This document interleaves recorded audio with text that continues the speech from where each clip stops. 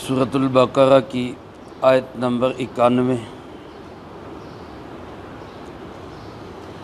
الحمد للہ وکفی وسلام علی عبادہ الذین اصطفی، خصوصاً علی سید الرسل وخاتم الانبیاء وعلی آلہ واصحابہ الاتقیاء۔ اما بعد فاعوذ باللہ من الشیطان الرجیم، بسم اللہ الرحمن الرحیم۔ وَإِذَا قِيلَ لَهُمْ آمِنُوا بِمَا أَنزَلَ اللَّهُ قَالُوا نُؤْمِنُ بِمَا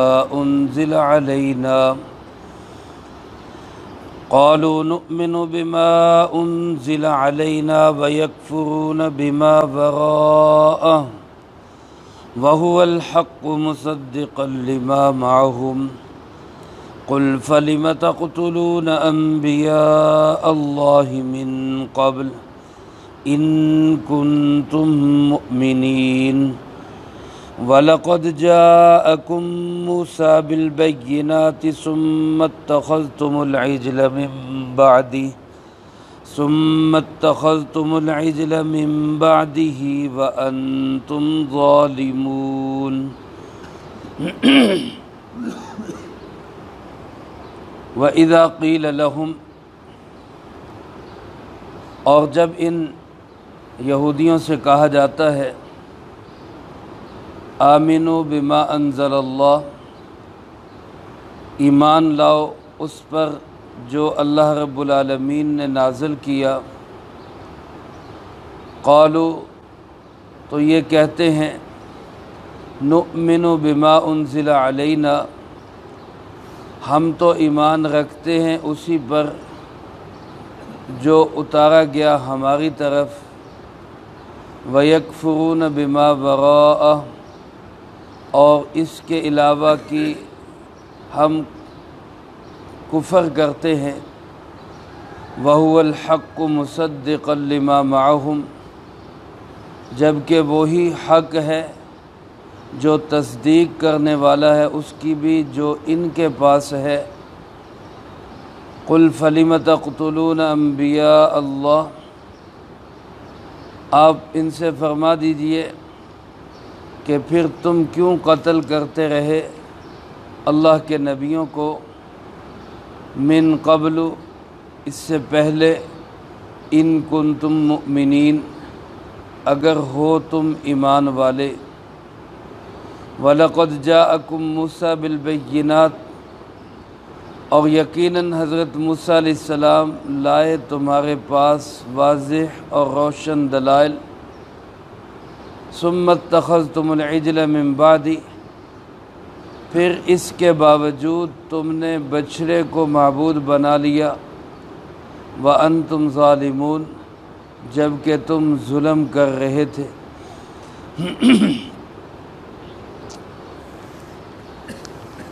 ان آیات مبارکہ میں اللہ رب العالمین نے یہودیوں کی مزید قباحت کو بیان کرتے ہوئے ان کے حسد اور ان کے بغض اور ضد کو واضح کیا ہے۔ اللہ پاک ارشاد فرماتے ہیں کہ جب ان یہودیوں سے کہا جاتا ہے کہ آمنوا بما انزل اللہ، اس سب پر ایمان لاؤ جو اللہ نے نازل کیا۔ ایمان تو یہی ہے کہ انسان اللہ کی نازل کردہ تمام تعلیمات پر ایمان لائے۔ آج اگر کوئی مسلمان، کوئی مومن یہ کہتا ہے کہ میں قرآن کو تو مانتا ہوں لیکن میں اس تورات کو نہیں مانتا جو اللہ پاک نے نازل کی، تو یہ شخص قطعاً مومن کہلانے کا حقدار نہیں ہے۔ اگر کوئی شخص یہ کہتا ہے کہ میں قرآن کو تو مانتا ہوں لیکن اس انجیل کو میں نہیں مانتا جو اللہ رب العالمین نے نازل کی، یہ شخص قطعاً ایمان والا کہلانے کا حقدار نہیں ہے۔ اسی طرح اگر کوئی شخص یہ کہتا ہے کہ میں تورات کو تو مانتا ہوں لیکن میں انجیل کو اور قرآن کو نہیں مانتا، یہ شخص بھی مومن کہلانے کا حقدار نہیں ہے۔ ایسے ہی کوئی شخص یہ کہے کہ میں انجیل کو مانتا ہوں لیکن تورات اور قرآن کو نہیں مانتا، یہ شخص بھی ایمان والا کہلانے کا حقدار نہیں ہے۔ خلاصہ یہ کہ مومن وہی ہوگا جو ساری آسمانی کتابوں پر، تمام آسمانی تعلیمات پر ایمان رکھے۔ تو جب یہودیوں سے یہ کہا جاتا کہ بھائی آمنو بما انزل اللہ، جو کچھ اللہ پاک نے اتارا اس سب پر ایمان لاؤ، وہ تورات ہو، وہ انجیل ہو، وہ قرآن کریم ہو، سب پر ایمان لاؤ، تو یہودیوں کا جواب کیا ہوتا؟ قالو، اللہ پاک فرماتے یہ کہتے کہ نؤمن بما انزل علینا، ہم تو صرف اس پر ایمان رکھیں گے جو ہمارے اوپر نازل کیا گیا، یعنی تورات جو حضرت موسیٰ علیہ السلام پہ اتاری گئی اور ہمیں دی گئی، ہم صرف اس پہ ایمان رکھتے ہیں بس۔ وَيَكْفُرُونَ بِمَا وَرَاءَ، اور اس کے سوا جو کچھ ہے ہم اس کا انکار کرتے۔ وہ انجیل ہے تب بھی یہ اس کے منکر تھے، وہ قرآن کریم ہے تب بھی یہ اس کے منکر ہے۔ اللہ پاک فرماتے ہیں ایسی صورتحال میں خود فیصلہ کرے، کیسے کہہ رہے ہیں کہ ہمیں چند دن کے لیے جہنم کی آگ لگے گی، جب یہ کافر ہیں اور اللہ کے نازل کردہ کلام انجیل کو اور آخری کلام قرآن کریم کو نہیں مان رہے اور اس کا انکار کر رہے ہیں اور اس کا انکار کر کے کافر بن رہے ہیں، تو پھر یہ کیسے کہہ سکتے ہیں کہ ہمیں چند دن کے لیے جہنم میں ڈالا جائے گا؟ یہ تو دائمی عذاب کے مستحق ہے۔ اور رہی ان کی یہ بات کہ ہم تورات پہ ایمان رکھتے ہیں، اللہ رب العالمین فرماتے ہیں کہ ان کا یہ دعویٰ بھی غلط ہے۔ ہم تورات پہ ایمان رکھتے ہیں، یہ دعویٰ بھی ان کا غلط ہے۔ کیسے غلط ہے؟ ایک تو اس کے اندر حسد ہے کہ ہم اپنی کتاب کو تو مانتے ہیں، دوسری کسی کتاب کو نہیں مانتے۔ یہ بدترین حسد ہے یہودیوں کے اندر، اور یہ حسد تب سے جناب نبی پاک صلی اللہ علیہ وسلم کے زمانے تک اور اس وقت سے آج تک ان کے اندر موجود ہے کہ یہ صرف اپنی تعلیمات اور اپنے آپ کو ہی سمجھتے ہیں کہ بس ہم حق پر ہیں، باقی سب باطل پر ہیں۔ حالانکہ جو مسلمان ہے وہ یہ سمجھتا ہے کہ اپنے زمانے میں تورات بھی برحق کتاب تھی جب تک اس میں تحریف نہیں کی گئی، انجیل بھی برحق کتاب تھی جب تک اس میں تحریف نہیں کی گئی، اللہ کے نبی حضرت موسیٰ علیہ السلام بھی اللہ کے سچے نبی ہیں، اللہ کے نبی حضرت عیسیٰ علیہ السلام بھی اللہ کے سچے نبی ہیں، اور آخری کلام قرآن کریم اللہ کا آخری کلام ہے، سچا کلام ہے، محفوظ کلام ہے، اور وہی کلام ہے جو لوح محفوظ میں تھا، وہی آج ہمارے پاس موجود ہے۔ اور آخری نبی امام الانبیاء، سید الانبیاء، خاتم الانبیاء جناب محمد مصطفیٰ صلی اللہ علیہ وسلم اللہ کے سچے نبی۔ تو مسلمان تو سب پہ ایمان رکھتا ہے، یہودی تفریق کرتا ہے، یہودی ضدی ہے، یہودی ہٹ دھرم ہے، وہ حضرت موسیٰ علیہ السلام پر تو ایمان رکھنے کا دعویٰ کرتا ہے، تورات پہ ایمان کا تو دعویٰ کرتا ہے، باقی سب کا تو وہ علل اعلان انکار کرتا ہے۔ تو ایک تو حسد اور جلن یہ ان کے اندر ہے۔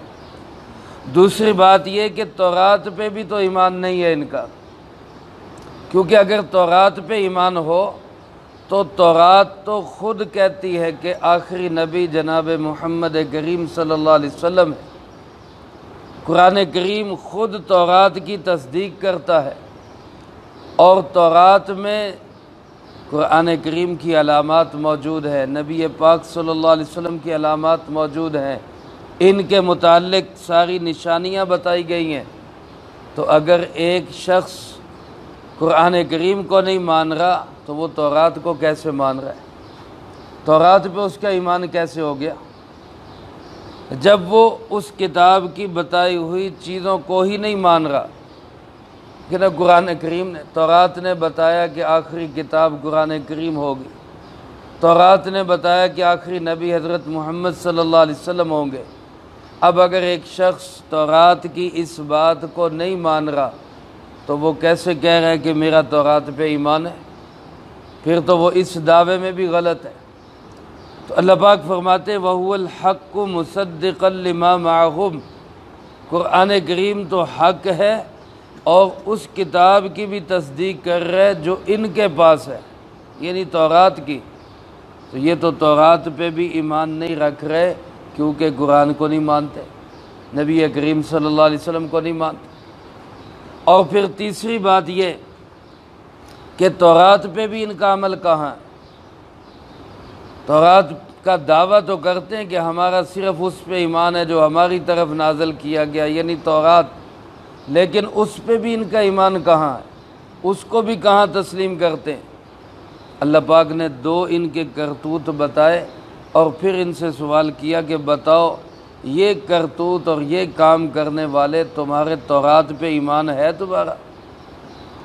ایک فرمایا پاک پیغمبر صلی اللہ علیہ وسلم آپ ان سے پوچھئے فَلِمَ تَقْتُلُونَ أَنْبِيَاءَ اللَّهِ، اگر تمہارا تورات پہ ایمان کا دعویٰ ہے تو پھر تم اللہ کے نبیوں کو کیوں شہید کرتے رہے؟ پھر کیوں اللہ کے نبیوں کو قتل کرتے رہے؟ حضرت شعیع علیہ السلام کو یہودیوں نے شہید کیا، حضرت یحییٰ علیہ السلام کو یہودیوں نے شہید کیا، حضرت زکریہ علیہ السلام کو یہودیوں نے شہید کیا۔ یہ اس کے علاوہ ایک ایک وقت میں 40 انبیاء علیہ السلام کو شہید کیا گیا۔ وہ سارے تو تورات کی تعلیم دیتے تھے، وہ سارے تو اللہ کی کتاب اس وقت جو صحیح برحق کتاب تھی اسی کی تعلیمات کو تمہارے اندر اجاگر کرتے تھے، لیکن تم نے ان کو بھی نہیں چھوڑا۔ اور تورات میں بھی ذکر ہے کہ کسی ایک انسان کا قتل شدید ترین گناہ ہے، پھر ایک عام انسان اور ایک خاص انسان اللہ کا نبی، جو اللہ کا نبی اللہ کا نمائندہ ہوتا ہے، اس کا قتل کتنا بڑا جرم ہے۔ اتنے بڑے جرم کے باوجود تمہارا دعویٰ ہے کہ ہم ایمان والے اور ہم تورات پہ ایمان رکھنے والے، تو بتاؤ پھر اللہ کے نبیوں کو کیوں شہید کرتے رہے؟ ایک بات تو اللہ پاک نے ان کی یہ ذکر کی کہ آپ ان سے پوچھئے اگر تمہارا تورات پہ ایمان کا دعویٰ ہے تو پھر اللہ کے نبیوں کو کیوں شہید کرتے رہے؟ اور دوسری بات یہ کہ وَلَقَدْ جَاءَكُمْ مُوسَىٰ بِالْبَيِّنَاتِ، حضرت سیدنا موسیٰ علیہ السلام تمہارے پاس واضح دلائل لے کر آئے، روشن نشانیاں لے کر آئے۔